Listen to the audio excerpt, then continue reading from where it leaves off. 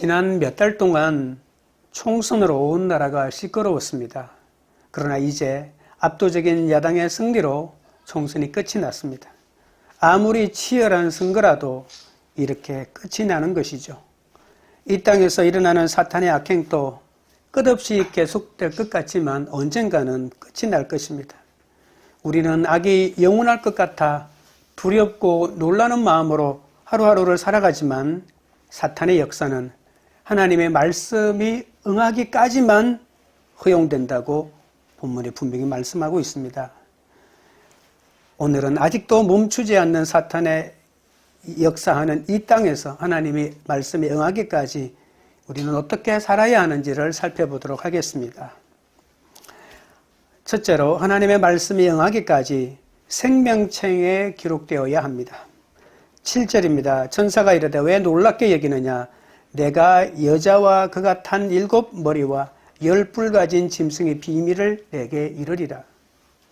왜 놀라느냐라고 하는 이 말은 여자의 승리는 일시적인 것이니 놀랄 필요가 없다는 그런 뜻이죠.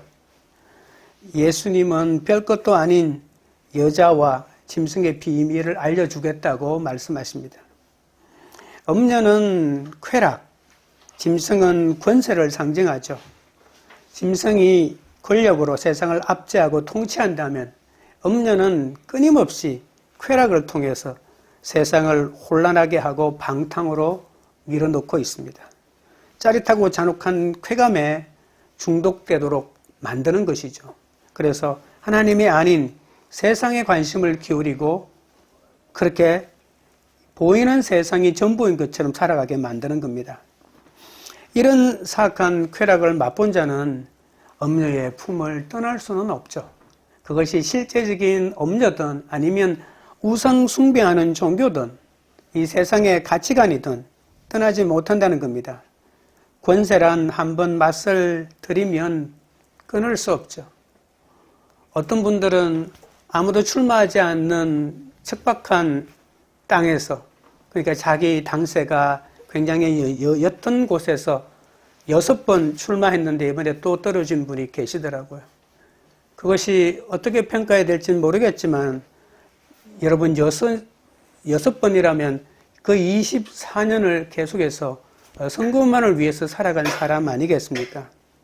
어쩌면 그분의 인생의 전부가 국회의원이 되기 위해서 바쳤다고 해도 과언이 아닐 것입니다. 옛날에는 사법고시 합격하려고 일생을 그렇게 낭인으로 살아가는 사람도 있지 않습니까? 물론 그렇게 노력하고 애쓰는 것은 대단하고 또 본보다 절점이 있지 모르겠지만 되지도 않을 일에 자신을 온전하게 평가해야 되는데 그렇게 허비하는 것이 어쩌면 권력에 자신이 빠졌기 때문이 아닌지 살펴볼 필요도 있지 않겠습니까? 예수님이 부활하심으로 사탄의 모든 권세가 완전히 사라졌죠. 그런데 땅에 사는 자들은 이 사탄의 실체를 모르니까 그 사탄을 계속해서 경배하고 우상으로 섬기고 있는 현실을 오늘 본문이 말하고 있습니다. 그러니까 이 짐승의 비밀을 알면은 그가 보이는 것은 모두 가짜고 그러니까 모조품인데 그게 진짜인 줄 알고 거기로 따라간다는 것입니다. 그러니까 예수님이 내가 짐승의 비밀을 너에게 알게 해주겠다. 그 정체를 내가 폭로하겠다. 그러니 따라가지 말라는 겁니다. 사탄은 지혜를 상징하는 머리가 7입니다. 머리가 하나만 있어도 엄청나게 지혜로운데 그 머리가 7이니까 여러분 아무리 우리가 IQ 80이면 되게 둔한 사람이라고 생각할 수 있겠죠. 그러나 이 머리가 7이라면 8, 7이 56, 560입니다. 80인 사람도 머리가 7이면 엄청난 두뇌를 가지는데 이 사탄이 머리가 7이니까 그의 지혜는 보통 사람이 따를 수가 없을 것입니다. 그리고 권세와 능력을 상징하는 뿔이 10개나 되잖아요. 뿔은 권세를 상징하니까. 그러니까 지혜를 가지고 능력을 가지고 권세를 가지고 있는 사탄을 두려워하지 않을 수가 없는 것이죠. 왜 두려워할까요? 그 밑에 가서 그에 복종하고 경배한다는 것 아니겠습니까? 경외한다고 하는 말이 두려워하는 거니까. 그러니까 그가 가지고 있는 지혜를 얻기 위하여, 그가 가지고 있는 힘을 얻기 위하여, 그가 가지고 있는 권세를 받기 위해서 그 밑에 들어가서 그를 섬기고 따르는 삶을 주저없이 한다는 그런 뜻 아니겠습니까? 하지만 이 사탄은 아까도 말했지만 이미 패배한 존재입니다. 예수님의 십자가의 부활로 이미 패배한 존재입니다. 그는 왕도 아니고 권세도 없고 지혜도 없습니다. 그냥 성도를 그리고 땅에 사는 사람들을 미혹할 뿐이죠. 속에는 일인데 끝으로는 양의 가죽을 덮어쓰고 나타난 것에 불과한 것입니다. 그러니 놀라지 말라, 두려워하지 말라, 예배할 존재가 아니다라고 이렇게 경고하고 있는 겁니다. 8절입니다. 내가 본 짐승은 전에 있었다가 지금은 없으나 장차 무저갱으로부터 올라와 멸망으로 들어갈 자니 땅에 있는 자들로서 창세 이후로 그 이름이 생명책에 기록되지 못한 자들이 이전에 있었다가 지금은 없으나 장차 나올 짐승을 보고 놀랍게 여기리라. 8절에도 놀랍게 여기는 사람들의 반응을 소개하고 있잖아요. 전에도 계시고 이제도 계시고 장차 오실 이는 하나님밖에 없죠. 그런데 이런 어마어마한 이름을 붙이는 것은 하나님을 모방하고 있는 겁니다. 짐승은 전에는 있었다가 지금은 없지만 장차 무저갱에서 올라와 멸망으로 들어갈 자다라고 하는 이 분명한 말, 이 짐승의 마지막 결론은 멸망으로 들어갈 자인데 이건 비밀이기 때문에 이 비밀을 깨닫지 못하면 영원토록 하나님처럼 영원토록 존재하는 왕 중의 왕이고 주 중의 주라고 착각하기 쉽다는 것입니다.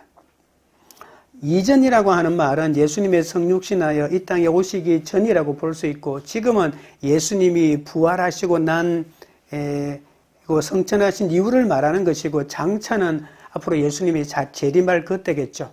시대를 세 개로 나눈다면 예수님 오시기 이전에 그리고 예수님이 오셔서 부활 성천하시고 난 지금까지 그리고 앞으로 미래 이 세 가지 시기로 구분할 수가 있는데 이 세 시기 동안에 사탄이 역사했다라고 하는 것은 무슨 걸 말합니까? 사탄은 계속해서 이 땅에서 영향력을 행사하고 있다는 겁니다. 예수님 오시기도 전에 이 땅에 역사했고 예수님이 오시고 난 다음에 패배했음에도 불구하고 지금까지 이 땅에서 일을 하고 있죠. 그걸 불법이라고 말하고 있습니다.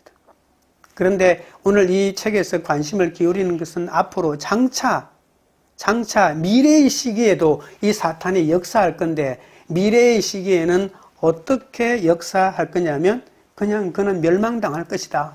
이게 분명히 말하고 있습니다. 사탄은 하나님으로 그러니까 최종 선거에서 승리자로 우뚝 서는 것이 아니고 완전한 멸망으로 떨어질 존재다라고 하는 것을 말해줍니다. 사탄은 지금은 안 보이는 것 같지만 역사의 마지막에 거대한 적그리스도로 나타납니다. 물론 지금도 적그리스도로 나타나고 있는 거죠. 지금은 사람의 뒤에 숨어 있고 기관의 뒤에 숨어 있고 어떤 데는 이 국가의 뒤에 숨어 있고 이념이나 주의나 쾌락 뒤에 숨어가지고 조정합니다. 사람이 그렇게 하는 것 같고 이 세상 문화가 그렇게 하는 것 같지만 그 뒤에 본래의 모습은 이 배후에는 사탄이 있다는 것이죠. 오늘 보시면 짐승이 무저갱에서 올라온다고 했는데 이 요한계시록 보면 무저갱에서 사탄이 3번 올라옵니다. 이 두 증인을 죽이기 위해서 무저갱에서 올라왔고요. 요한계시록 11장의 말입니다. 그리고 또 본문에 보시면 무저갱에서 올라와서 하나님의 사람을 무너뜨리는데 그것이 바로 바다에서 이 짐승이 올라온다고 표현을 하고 있고요. 이 세 번째 무저갱에서 올라오는데 이 올라오는 것은 하나님으로 등극하기 위해서 올라오는 것이 아니고 멸망하기 위해서 올라온다고 분명하게 말합니다. 짐승이 무저갱에서부터 올라올 때 무저갱이라고 하는 말은 이 땅 속에 있는 지하 감옥이란 그런 뜻입니다. 어떤 악한 존재가 하나님으로부터 격리되어서 갇혀있는 그런 곳이죠. 일종의 약간 지옥 같은 그런 곳입니다. 그런데 가끔 하나님의 석방에 의해서, 가석방에 의해서 올라오기를 하는 거죠. 올라올 때 좋은 일이 일어나지 않았습니다. 두 증인인 예수님을 죽이고, 두 증인인 교회를 죽이고, 두 증인인 하나님의 사람들을 순교시키고 그 피에 취한 존재죠. 그리고 오늘 또 어떤 큰 마지막 시대에 종말에 큰 일을 벌이기 위해서 무정예로부터 기세등등하게 올라오지만, 그러나 그는 바로 멸망으로 떨어지기 위해서 올라온다 라고 이렇게 분명하게 말합니다. 무정예에게 올라오는 것은 사탄이 쇠를 규합하여 엄청난 역사를 일으키는 것 같지만 놀라지 마라. 그는 멸망하기 위해서 올라온다. 하나님의 심판받기 위해서 올라온다는 그런 뜻입니다. 사탄은 예수님의 사역을 방해하다가 예수님을 십자가에 달리기까지 만들었잖아요. 거기까지만 보면 최후 승리를 얻었다고 큰 소리를 쳤지만 예수님이 부활하심으로 말미암아 그들의 머리는 짓밟혀서 치명상을 당하고 쫓겨나지 않았습니까? 거의 죽게 된 존재에 불과하죠. 그러나 사탄은 또다시 죽게 되었는데도 불구하고 다시 땅에 있는 자들을 지옥으로 데려가기 위해서 다시 무저갱에서 올라온다는 사실이죠. 사탄은 자기 때가 얼마 남지 않았음을 압니다. 사람은 자기 때가 얼마 남지 않았으면 회개하고 참회하고 너희들은 나처럼 사지 말라고, 그리고 자기가 잘못한 사람에 대해서 용서를 비는 이런 마무리하는 삶을 가지지만, 사탄은 자기 때가 얼마 남지 않았음을 분명히 알고 있음에도 불구하고 엄청나게 분노합니다. 내가 왜 이렇게 죽어야 하느냐? 나는 아직 할 일이 많은데 한 명이라도 지옥으로 끄집고 가고 하나님의 구원 사역을 방해하고 하나님을 무너뜨려야 되는데 자기가 죽는다고 하면서 발부동을 치면서 성도들을 죽이려고 하고 있는 것이죠. 그런데 짐승이 무저갱에서 올라오자 그 짐승이 부활하셨다, 짐승이 부활하셨다라고 박수를 치면서 환호하고 그에게 경배하는 존재가 어떤 사람들이냐면 창세 이후로 생명책에 이름이 기록되지 못한, 다른 말로 하면 땅에 사는 사람들입니다. 여러분, 생명책에 이름이 기록되지 못하면 결국은 이 사탄의 모든 속임수에 넘어갈 수밖에 없습니다. 교회 다니는 사람이라고만 말하지 않고 생명책에 기록되어야만 합니다. 내 속에는 물론 이 땅을 살아가는 사람들 마음의 한켠에는 세상에서 이루고 싶은 어떤 욕망의 어떤 그런 욕망들이 있지 않습니까? 그것을 신앙으로 누르고 그렇게 살아가고 있는데, 생명책의 이름에 올라가지 못했다고 하는 것은 결정적인 순간에 예수님을 배반하고 세상의 쾌락에 손을 잡고 그를 따라간다는 그런 뜻입니다. 그러니까 하나님의 말씀이 응하기까지 성도로서 사명을 감당하고 살기 위해서는 생명책에 내 이름이 기록되어야 한다는 그런 말입니다. 왜냐고요? 오늘 본문에 생명책에 이름이 기록되지 않은 사람들은 사탄이 가짜 부활하여 올라올 때 그에게 완전히 넘어가서 그를 추앙하고 그를 경배하게 되니까 말입니다. 그렇기 때문에 생명책에 이름이 기록되어야만이 그 수없이 가치관의 혼돈, 우리를 속이고 더 아름답고 더 먹음직스럽고 더 지혜롭게 할 만큼 탐스러운 선악과를 선택하지 않을 수 있는 힘은 생명책에 기록되는 것밖에 없다는 것을 알 수가 있습니다. 여러분, 사탄이 자기 능력으로 무저갱에서 탈출해서 올라온 거 아닙니다. 어떻게 하나님의 막강한 능력 아래에 있는 그 사탄이 무저갱을 자기 스스로 부수고 올라오겠습니까? 하나님께서 잠시 잠깐 가석방 시켜준 것에 불과합니다. 왜 가석방 시켜줬는지 논리적으로 완전하게 설명할 수는 없지만 완전하게 심판하기 위해서라는 거죠. 생명책 이름에 기록되지 못하면 짐승이 창조주 하나님과 예수 그리스도를 모방하고 모조 부활로 흉내 낼 때 진짜라며 정신 못 차리고 따라갈 수밖에 없으니까 우리는 생명책에 이름이 기록된 하나님의 사람으로 살아야만이 하나님의 말씀이 응하기까지 기다리며 인내하며 주님을 따라갈 수 있는 겁니다. 9절 10절입니다. 지혜 있는 뜻이 여기 있으니 그 7머리는 여자가 앉은 7산이요 또 7왕이라. 5은 망하였고 하나는 있고 다른 하나는 아직 이르지 아니하였으나 이르면 반드시 잠시 동안 머무르리라. 짐승이 일으키는 놀라운 사건을 알려면 오늘 본문에 말하죠. 하나님의 지혜가 필요하다고. 하나님의 지혜는 말씀이고 하나님의 지혜는 십자가가 승리하는 열쇠라는 것을 깨닫는 것이잖아요. 그래야 짐승의 속임수에 넘어가지 않습니다. 짐승의 7머리는 7산과 같다고 합니다.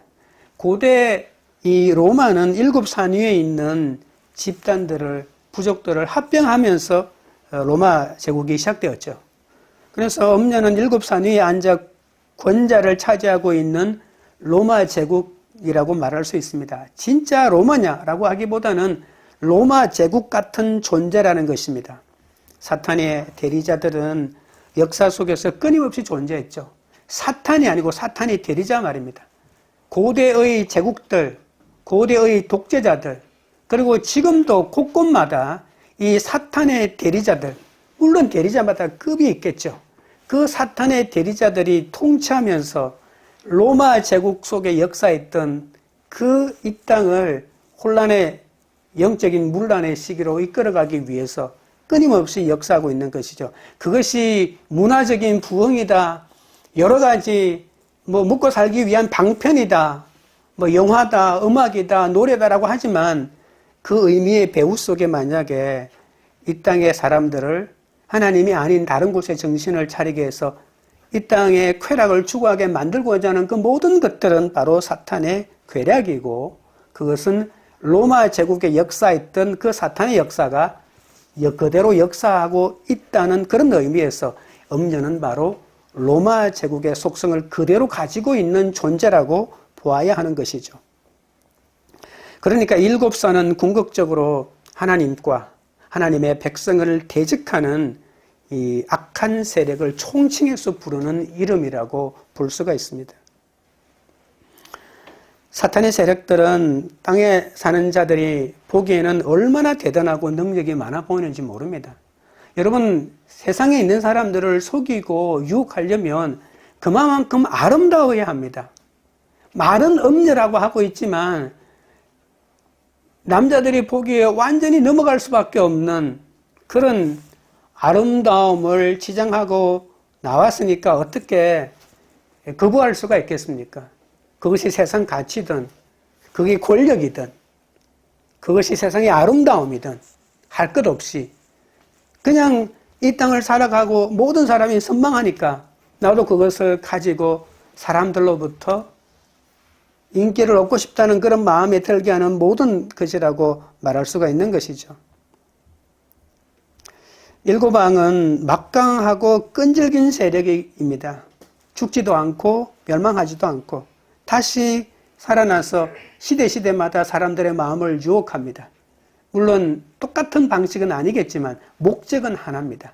사람들을 세상에 취하게 해서 세상의 쾌락으로 살아가게 만들려고 하는 것이고 권력의 노예로, 돈의 노예로 살아가게 만드는 것이죠.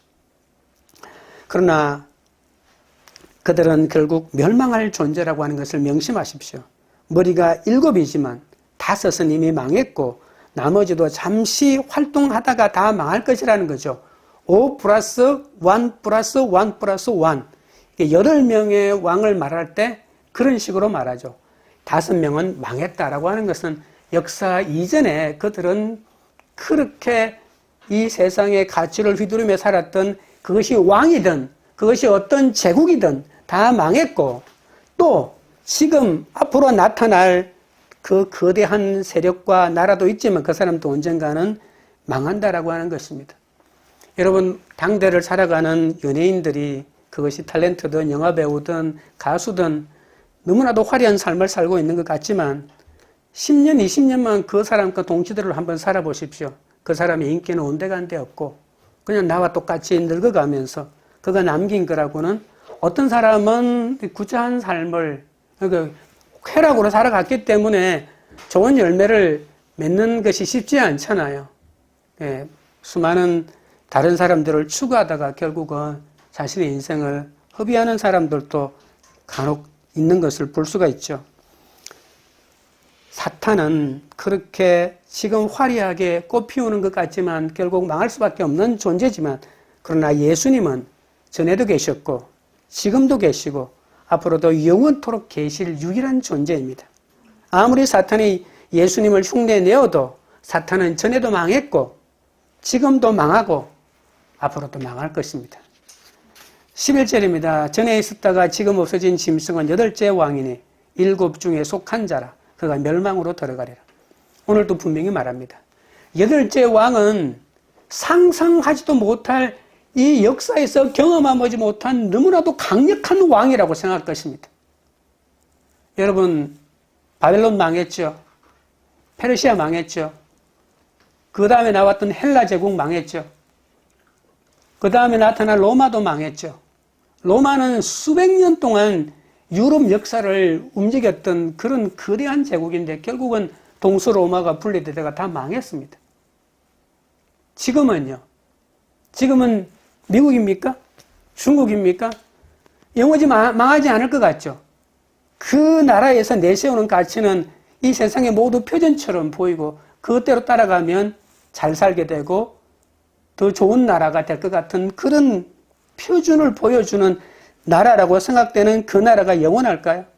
그것이 어떤 나라든 그것을 8째 나라라고 해도 본문은 분명히 말합니다. 8째 왕도 멸망으로 들어가리라. 멸망으로 들어간다는 겁니다. 세 번째 무정행에서 올라온 짐승도 멸망으로 들어갔고 8째 앞으로 나타날 그 어떤 세력의 나라라도 멸망으로 들어갈 수밖에 없다라고 하는 것이 예수님이 우리에게 피를 토하면서 알려주고 싶었던 그리스도의 비밀, 짐승의 비밀, 음료의 비밀인 겁니다. 8째 왕도 여전히 전에 있었다가 지금은 없는 존재라고 합니다. 예수님의 부활을 흉내내면서 자신이 참신이라고 말하죠. 5 왕은 실제 왕들이나 아니면 애굽이나 아수르나 바벨론이나 페르시아나 그리스 같은 나라라고도 합니다. 아니면 또 어떤 사람은 아니야, 그냥 상징이야 라고 이렇게 말하는데 이 모든 3가지 요소가 다 들어가 있는 것이 바로 8째 왕이라고 볼 수가 있죠. 그래서 기독교를 박해하고 하나님을 대적하는 이러한 존재를 총칭해서 말하는 것이다, 나라다라고 볼 수 있습니다. 8째 왕이 아직 이르지 아니한 것은 이 왕도 여전히 하나님을 대적하는 7 왕의 길을 따라가고 7 왕들, 자기 이전에 나타났던 7 왕들이 했던 일을 그대로 하고 있다는 그런 뜻입니다. 예수님의 부활도 8째 날에 일어났잖아요. 안식 후 첫날이니까. 안식은 예수님이 천지를 6일 동안에 만드시고 7일째 쉬셨고 안식 후 첫날이니까 엄밀하게 말하면 8일째입니다. 그래서 여기도 8째 왕이라고 말하는 이유가 그곳에 있는 것이죠. 예수님의 부활과 또 예수님의 재림을 패러디하는, 그래서 사람들을 속이려고 하는 의도가 들어가 있는 겁니다. 그러나 짐승은 멸망할 존재이니 결코 두려워하거나 무서워할 대단한 존재가 아닙니다. 땅에 사는 사람들은 사탄의 세력이 영원할 줄 알고 숭배하지만 그들은 잠시 활동하다가 지옥에 갈 존재에 불과합니다. 사탄은 십자가에서 끝장났음에도 최후 발악을 하는 것처럼 성도는 끝까지 이 생명책에 기록되어 그 이름으로 사탄의 유혹에 넘어가지 말아야 함을 다시 한번 깨달아야 합니다. 둘째는 어린 양 옆에 서서 싸워야 하나님의 말씀이 응하기까지 기다릴 수 있습니다. 12절입니다. 내가 보던 열불은 열왕이니 아직 나라를 얻지 못하였으나 다만 짐승과 더불어 임금처럼 한동안 권세를 받으리라. 짐승의 열불과 열왕은 온 세계를 통치하는 대단한 권세를 말한다고 했죠. 로마 제국은 정복한 나라마다 말을 잘 듣는 왕을 세웁니다. 여러분 성경에 보면 분봉왕이라는 뜻이 있죠. 이것을 영어로 보면 나라의 4분의 1을 통치하는 왕이다, 그런 뜻입니다. 이 분봉왕이. 그래서 한 나라를 네 등분으로 갈라가지고 쪼개가지고 나눠주는 거죠. 헤롯이 이스라엘을 다스리고 있다가 이 나라를 몇 개로, 네 개로 쪼개가지고 자기 아들에게 하나씩 주었죠. 그래서 헤롯의 아들들은 왕이라고 하지 않고 그냥 분봉왕이라고 하는 거죠. 우리가 알고 있는 영주보다는 조금 더 세력이 있고 영향력이 있는 존재고, 황제가 보낸 총독보다도 더 영향력을 고유하게 가지고 있는 그런 왕들이죠. 이 열불은 열왕이라고 했을 때 이 열왕은 아직 나라를 얻지 못했다고 본문이 말하고 있어요. 아직 한 나라의 완전한 왕의 역할은 하지 못했지만, 그러나 임금의 권세를 그에게 일정 동안 부여했다는 것이죠. 누가요? 마치 로마가 어떤 지역을 지배하면 총독을 보내서 다스리기도 하지만 꼭 또다시 왕을 세워가지고 그냥 자신의 감시 하에서 일정한 권리를 허락하는 것과 마찬가지라는 겁니다. 왕은 왕이지만 철저한 이 로마의 감시 아래 있는 것이죠. 사탄이 나라의 왕들을 세우는 것입니다. 그래서 여로왕은 아직 나라를 얻지 못했지만 이 분봉왕이라고 하는 이 특권을 가지고 있다고 볼 수 있죠. 그들은 짐승에게서 받은 능력과 권세를 다시 짐승에게 바칩니다. 그래서 짐승의 지시를 받아가지고 전쟁에 가담하는 거죠. 여러분 요한고시리고 보면 내 모퉁이에 써있던 내 천사가 땅의 사방에서 불어오는 파괴하는 바람을 붙잡고 있죠. 14만 4천이 머리에 인을 맞을 때까지. 근데 이 바람을 놓아버리면 세상에 전쟁이 일어나죠. 환란이 일어나죠. 그런데 이 전쟁의 바람을 잡고 있던 천사가 놓아라고 하면 하나님의 심판이 시작되는 거죠. 사탄은 더러운 개구리 같은 영을 온 천하의 왕들에게 보내죠. 그러면 유브라데 강물이 마르면 그 왕들이 군대를 이끌고 어디로 몰려온다고요? 강을 넘어서 아마게돈으로 모여들어서 거기에서 최후의 일전을 벌인다고 했습니다. 여러분, 아직 나라를 얻지 못한 왕들은 마지막 때에 짐승이, 그러니까 사탄이 오라고 하면 늑달같이 달려오는 거죠. 군대를 이끌고. 자기 군대가 아니니까요. 그래서 사탄이 지시하는 데 모여가지고 사탄이 명령을 내리면 하나님의 사람을, 하나님의 군대를 무찌르기 위해서 온 힘을 다 쏟아넣는 사탄의 졸개들이라고 볼 수가 있습니다. 그런데 그들은 임금이긴 임금이지만 그들이 가지고 있는 권세를 성경에서는 어떤 권세라고 말합니까? 한동안 권세. 분명히 말합니다. 한동안 권세. 사람 이름처럼 이렇게 의미가 들릴지도 모르겠지만 이 사탄의 권세는 한동안 권세입니다. 네, 그래서 그 권세는 영원한 권세가 아니고 한동안, 아주 잠깐, 하나님의 보시기에는 순식간입니다. 사람이 보기에는 몇 년은 너무 길다라고 이렇게 말할 수 있겠지만 하나님이 보시기에는 순식간에 지나가는 그런 권세에 불과하다고 말하는 것이죠. 7머리와 10뿔은 이 본체인 짐승의 의도대로 움직이는 그냥 꼭두가시에 불과합니다. 그래서 짐승의 대리자, 시키면 시키는 대로 하는 그런 존재라고 보시는 거죠. 짐승과 음녀, 그리고 11과 7왕은 권세를 누리면서 거대한 하나의 세력을 형성하고 있는 거죠.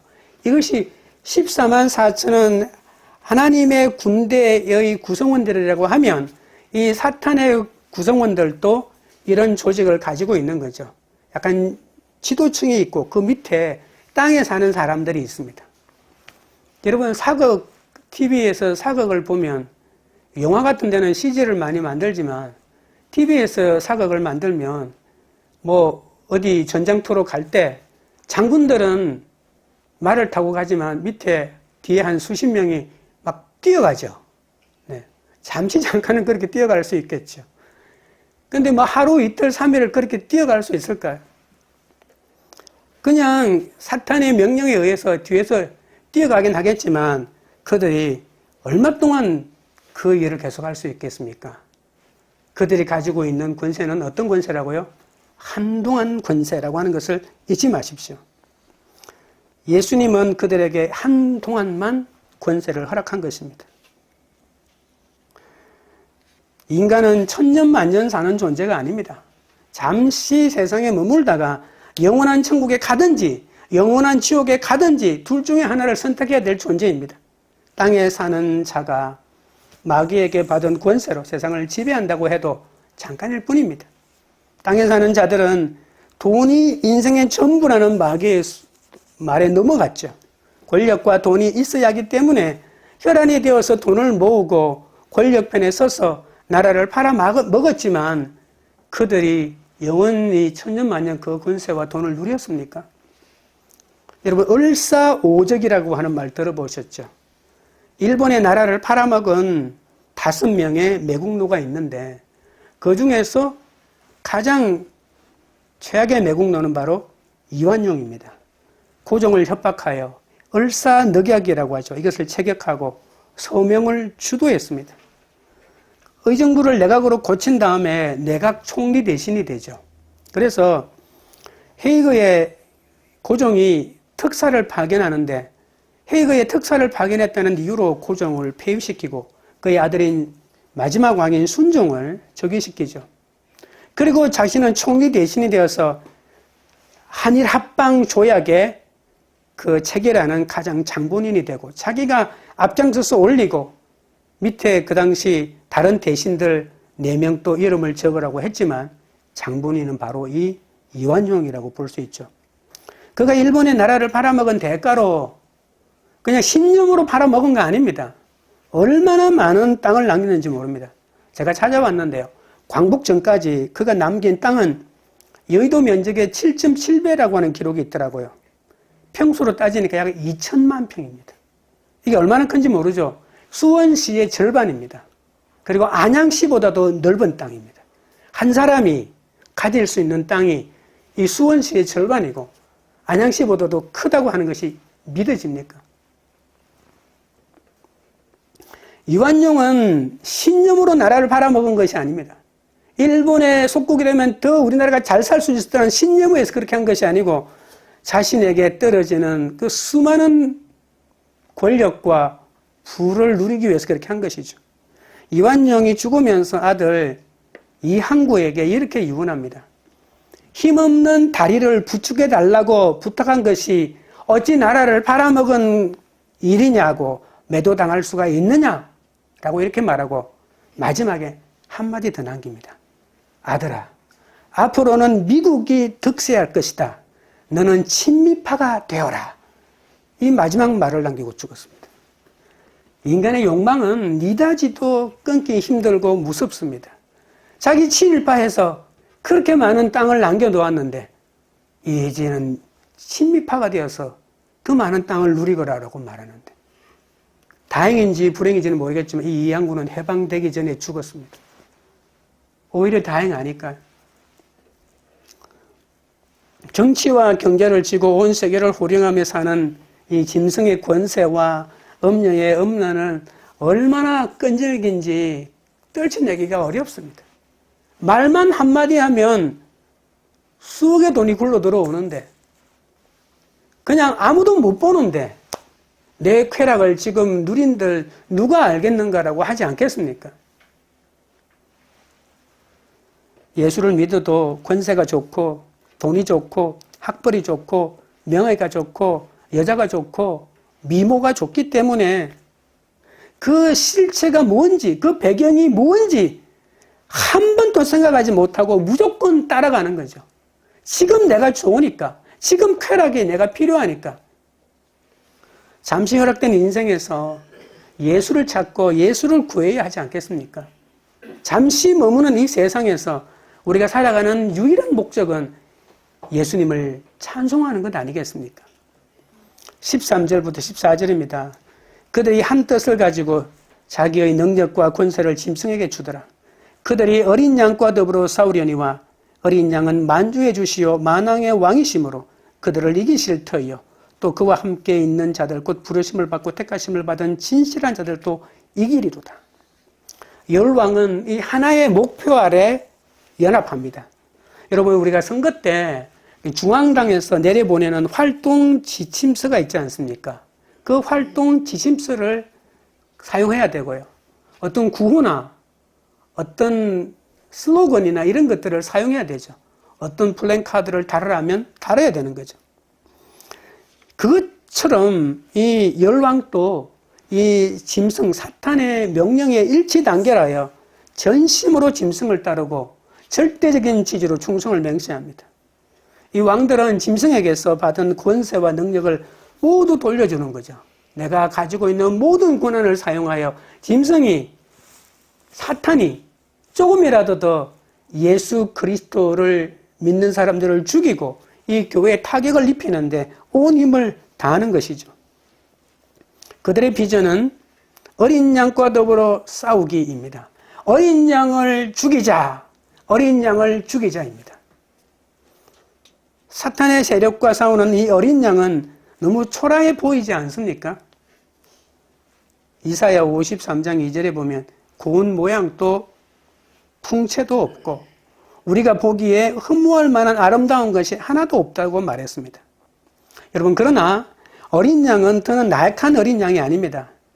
어린 양이라고 말했지만 이 헬라어에 보면 순양으로 표현되어 있습니다. 순양은 뿔이 달려 있거든요. 뿔이 달려 있는 순양입니다. 7뿔로 무장한 정복하는 순양입니다.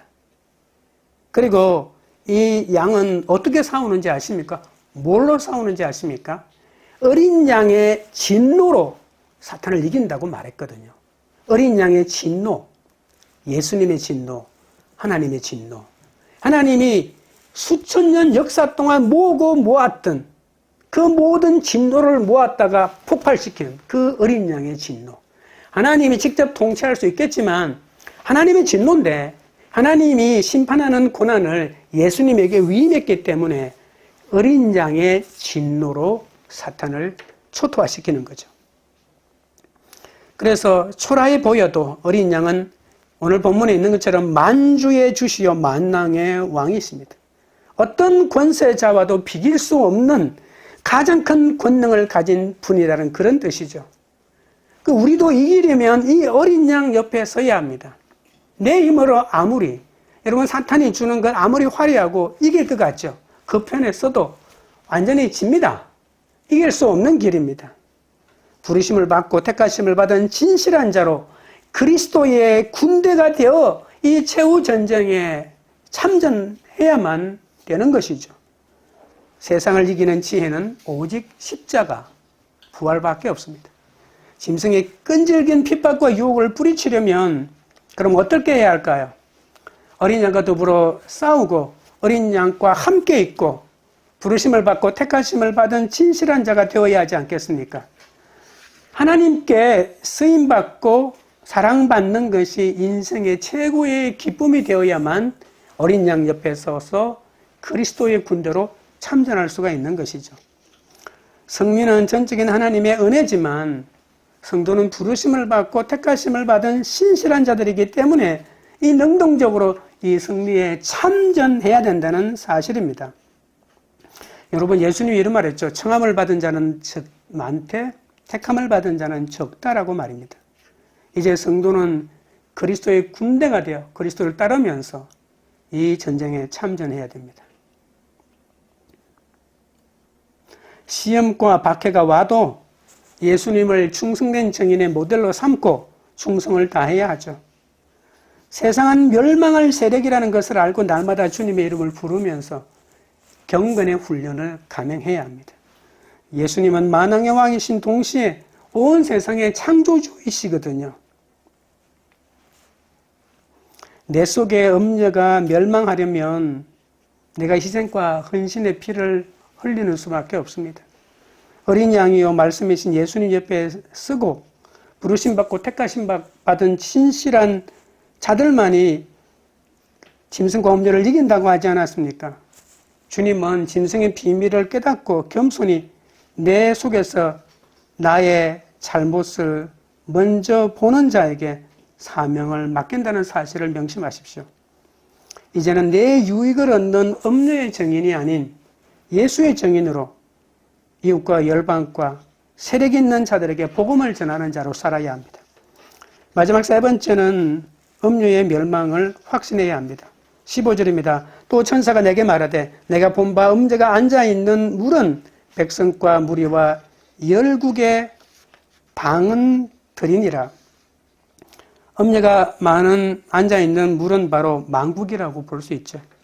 음녀는 세상의 모든 사람을 지배하고 통제하는 큰 성이라고도 합니다. 음녀의 권세가 얼마나 대단한지 백성과 무리와 열국과 방언들 위에 앉아서 자기 멋대로 통치한다고 합니다. 그러나 큰 힘을 누린 것도 잠시입니다. 열불과 짐승의 내부 분열이 일어난다고 말하고 있죠. 자신의 수종 노릇을 음녀를 미워하고 결국은 망하게 한다는 겁니다. 오늘 이 15절, 특별히 이 16절 이 부분을 잘 봐야만이 사탄이 스스로 내란이 일어나고 내분이 일어나서 자기들끼리 주고받고 싸우구나라고 하는 것을 깨달을 수 있거든요. 마태복음 12장 25절 26절에 보면 예수님이 이런 말했죠. 스스로 분쟁하는 나라마다 황폐해질 것이요 스스로 분쟁하는 동네나 집마다 서지 못하리라. 만일 사탄이 사탄을 쫓아내면 스스로 분쟁하는 것이니 그리하고야 어떻게 그의 나라가 쓰겠느냐라고 말했습니다. 정확하게 오늘 이 본문을 가지고 예수님이 말했다고도 볼 수가 있을 만큼 정확합니다. 사탄의 속성은 스스로 분쟁하는 겁니다. 예수가 없는데 어찌 사랑이 있고 예수가 없는데 어떻게 용서가 있겠습니까?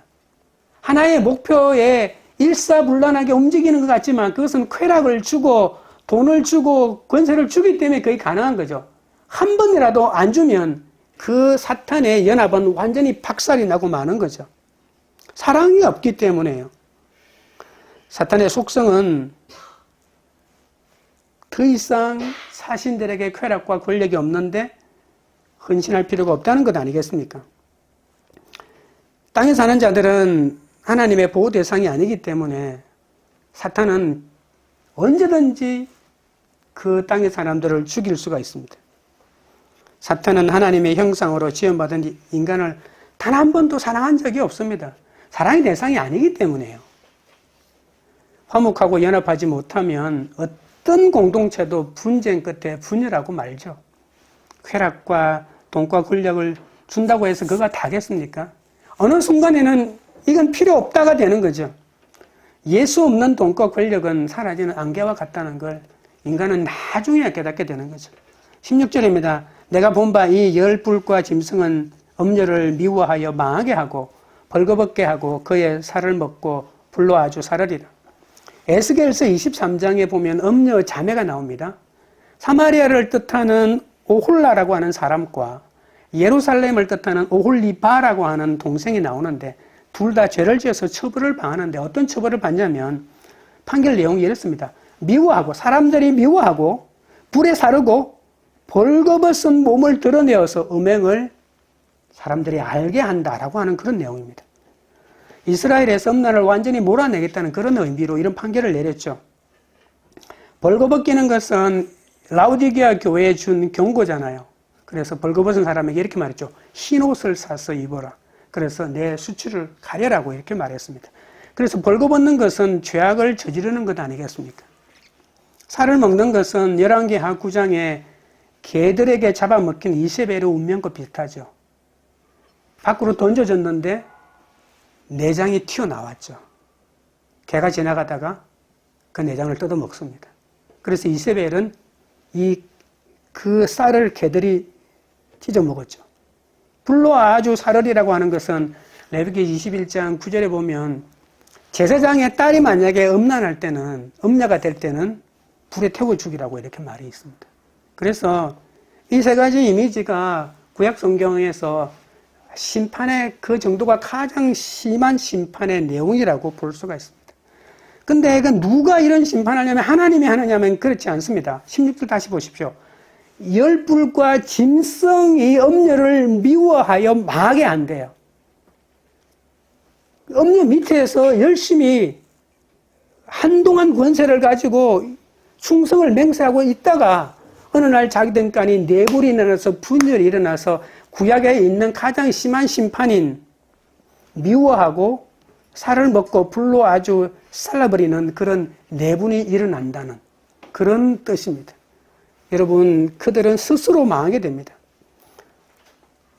동방에서 오는 왕들이 바벨론을 배신하고 로마를 배신하고 음료를 배신해서 그들을 잡아먹어버리는 거죠. 여러분, 짐승은 단결력이 얼마나 강력한지 모릅니다.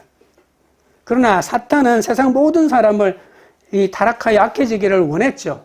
이 열왕이 이 짐승과 한마음 한뜻이 되어서 이 일을 이루기 위해서 온 헌신을 다했지만, 그러나 무슨 이유인지는 모르겠는데 어느 날 갑자기 자기를 지시하던 사람을 때려 죽이는 거죠. 잡아먹는 거죠. 불살라 버리는 거죠. 발가벗기는 거죠.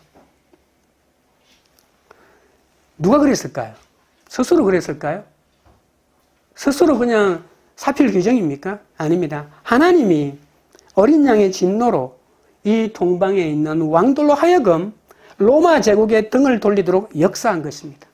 부패한 세상을 심판하시는 것은 우연히 일어나는 것이 아니고 그 배후에 다 하나님의 역사가 있는 것이죠. 그러나 마귀는 화를 참지 못하고 결국 자기들끼리 싸우다가 멸망하는데 그 이유는 하나님의 역사가 그 뒤에 있었다는 거죠. 때가 되매 악은 악에 의해서 멸망합니다. 돈과 권력으로 하나가 되어 악을 행하다가 결국은 망하는 거죠. 서로 유익이 될 때는 서로 협력하고 서로 형동생 하다가 조금만 마음이 안 맞으면 서로 시기하고 질투하여 그 관계가 완전히 끊어지는 거죠.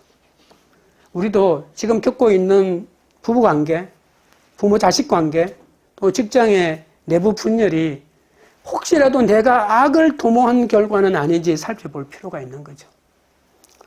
내가 믿음에서 벗어나지는 않았는지 살펴봐야 되는 거죠. 내가 저 자식을 잘못 낳아서, 내가 저 남편을 잘못 만나서, 내가 이 직장에 잘못 들어와서 일어났다고 계속 남 탓을 하면 해결할 길이 도저히 없는 거죠. 해결할 수가 없습니다. 갈라서는 길밖에 없죠. 회사는 나오고 갈라 썩어요. 그러면 인간의 관계가 회복의 여지는 없는 겁니까? 무조건 마음에 안 들면 무조건 다 끊어내고 쳐내고 안 만나야만 살아갈 수 있다면 세상에 만날 사람은 누가 있겠습니까? 17절 18절입니다. 이는 하나님이 자기 뜻대로 할 마음을 그들에게 주사 한 뜻을 이루게 하시고 그들의 나라를 그 짐승에게 주게 하시되 하나님의 말씀이 응하기까지 하심이라. 또 내가 본 그 여자는 땅의 왕들을 다스리는 큰 성이라 하더라. 17절에 정확하게 말하고 있잖아요. 하나님이 자기 뜻대로 할 마음을 그들에게 주었다는 거예요. 하나님의 역사가 하나님의 사람들에게 통해서만 이루어지는 것이 아니고 이 사탄의 졸개들 마음속에 하나님의 역사가 들어가서 하나님의 뜻, 그러니까 한 뜻을 이루게 하시고 이 한 뜻이 뭘까요? 하나님의 뜻이겠죠. 하나님의 뜻은 뭡니까? 그들의 나라를 그 짐승에게 주게 하시되 하나님의 말씀이 응하기까지 하나님의 말씀이 응하는 때가 되면 이 모든 하나님의 심판의 역사가 돌아가는 거죠. 악도 철저하게 하나님의 통제 아래에 있습니다. 악한 자들이 자신의 계획에 따라 행하는 것 같지만 하나님의 뜻이 있는 것이죠. 하나님이 그들의 나라를 짐승에게 주어서 왕들이 권세를 가져갔지만 이 악의 최후 심판이 이루어지기까지 짐승의 최후 발악이 필요했던 것 뿐입니다. 하나님 왜 악을 허용하십니까? 왜 심판하지 않습니까? 왜 저런 독재자를 허용하십니까? 왜 수많은 양민을 학살하게 하십니까? 라고 했지만 하나님은 하나님의 말씀이 응하기까지 그러한 것들을 허용한 것이라고밖에 설명할 수 없겠죠. 마지막에 보시면 이 여자는 큰 성이라고 말하는데 바로 로마 같은 존재 아니겠습니까? 로마는 역사적인 나라가 아니라 하나님을 대적하면서 부와 권력을 악용하는 모든 권력을 대표하는 존재라고 보시면 이해할 수 있습니다. 로마는 음악과 우상 숭배와 그리고 사치와 권력 남용으로 악을 행하는 모든 국가 권력을 상징합니다. 이 로마는 오늘날에도 성도를 미혹하여 하나님이 아닌 세상을 끌고 가고 있는 거죠. 그러나 여자가 땅의 왕들을 다스리는 큰 성이라도 짐승이 모든 권세를 열 왕에게 다 받아도 아무 소용이 없습니다. 음녀가 강력한 힘으로 세상 문화를 장악하고 인류를 미혹해도 성도는 예수님 때문에 승리할 수밖에 없죠. 그러나 한 가지 알아야 되는 것은 어제 승리했다고 오늘 또 승리하는 것 아니고요. 쾌락을 이겼다고 물질의 문제도 이긴다는 보장이 없습니다. 그래서 우리는 천국 가는 그날까지 순간순간마다 주님을 의지하고 주님을 따라가며 나의 즐거움과 내 유익이 아닌 하나님의 말씀을 이루는 응하는 삶을 살아야 할 것입니다. 말씀을 맺겠습니다. 하나님의 말씀을 응하기까지 생명책에 기록되어야 합니다. 하나님의 말씀을 응하기까지 어린 양 옆에 싸워야 합니다. 어린 양 옆에 서서 싸워야 합니다. 하나님의 말씀을 응하기까지 음녀의 멸망을 확실하면서 살아가야 할 것입니다. 우리 오늘 찬양 드리고 기도하도록 하겠습니다.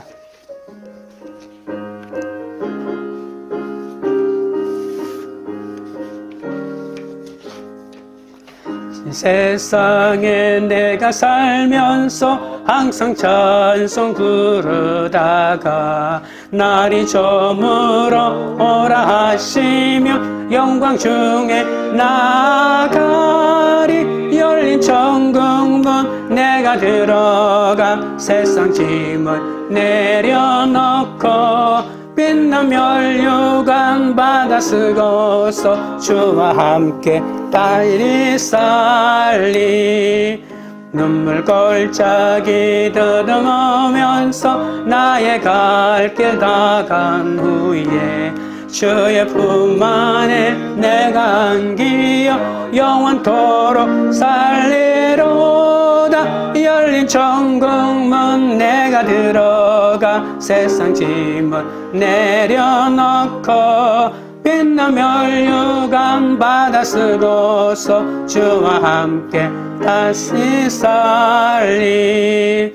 나의 가는 길 멀고 험하며 사는 높고 골은 깊어 고난 나의 몸 쉴 것 없어도 복된 날이 밝아오리. 열린 천국문 내가 들어가 세상 짐을 내려놓고 빛난 멸류관 받아 쓰고서 주와 함께 길이 살리.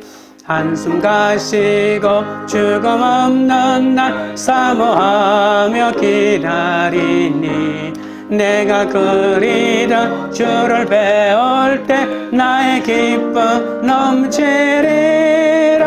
열린 천국문 내가 들어가 세상 짐을 내려놓고 빛난 멸류관 받아 쓰고서 주와 함께 길이 살리. 기도하실 때 관행이라며 아무렇게나 악을 행하지 않게 해달라고 기도합니다. 나도 모르게 심취해 있는 쾌락에서 벗어나게 해달라고 기도하겠습니다.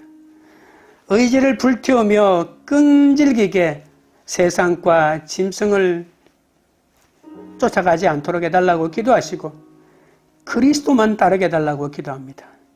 음녀의 쾌락과 짐승의 권세를 얻기 위해 서지 않고 어린 양 되시는 예수님 옆에 서서 그리스도의 군대로 하나님의 나라를 확장해 나가는데 쓰임받게 해달라고 기도하겠습니다. 지금 겪고 있는 가정과 직장의 내부 분열이 내가 악을 도모한 결과라는 사실을 깨닫게 하시고 하나님께 돌이켜야 합니다. 부모와 배우자, 자녀와 동료, 지체들과 한마음이 되어 나의 즐거움과 유익이 아닌 하나님의 말씀이 응하는 삶을 살게 해달라고 주의 세 분 부른 다음에 기도하겠습니다. 주여, 주여, 주여. 거룩하신 하나님 우리 아버지여, 관행이라며 아무렇게나 악을 행하지 않게 하여 주시옵소서. 나도 모르게 심취해 있는 쾌락에서 벗어날 수 있도록 하나님 역사하여 주시옵소서. 내 의지를 불태우며 끈질기게 세상과 짐승을 아버지 하나님이여 따라가지 않기 원합니다. 오직 그리스도를 따르기를 원합니다. 음녀의 쾌락과 짐승의 권세를 얻기 위해 서지 않고 어린 양 되시는 예수님 옆에서 아버지 하나님이여, 그리스도의 군대로 따라가기를 원하오니 붙잡아 주시옵소서. 지금 겪고 있는 가정과 직장의 내부 분열이 내가 악을 도만 결과라는 사실을 깨닫고 하나님께 돌아서게 하여 주시기를 원하옵나이다. 부모와 배우자와 자녀와 동료와 지체들과 한마음이 되어 나의 즐거움과 유익을 따라가는 자가 아니라 하나님의 말씀이 응하는 삶을 살도록 아버지 하나님이여 붙잡아 주시고 인도하여 주시옵기 간절히 바라옵고 원하옵나이다. 하나님 아버지, 하나님의 말씀이 응하는 삶을 살기가 얼마나 어려운지 모릅니다. 7산, 7머리, 10뿔의 세력으로 유혹하니 내 힘으로는 도대체 물리칠 수가 없습니다. 음료와 짐승의 공격에 속수무책으로 넘어질 때가 너무 많사오니 주여 용서하여 주시옵소서. 내 힘으로는 아무것도 할 수 없사오니 주여 붙들어 주시옵소서. 주님, 문제를 만날 때마다 너무나도 초라해질 때가 많습니다. 군 모양도 없고 풍채도 없고 흠모할 만한 아름다움이 없는 주님보다 짐승의 7머리와 10뿔이 더 화려하고 멋있어 보여 따라가고 싶은 생각이 들 때가 많이 있사오니 불쌍히 여겨주시옵소서. 이런 우리에게 하나님의 지혜를 주셔서 짐승의 멸망을 보게 하여 주시옵소서. 진실한 그리스도의 군대가 되어 어린 양 옆에 서서 끝까지 싸우기 원합니다. 하나님의 부르심을 받고 택하심을 받은 진실한 자로 하나님의 말씀이 응하기까지 사명 감당하기 원합니다. 우리가 핍박과 유혹을 당할 때마다 우리보다 더 아파하시는 주님의 이름을 붙들고 가게 원합니다.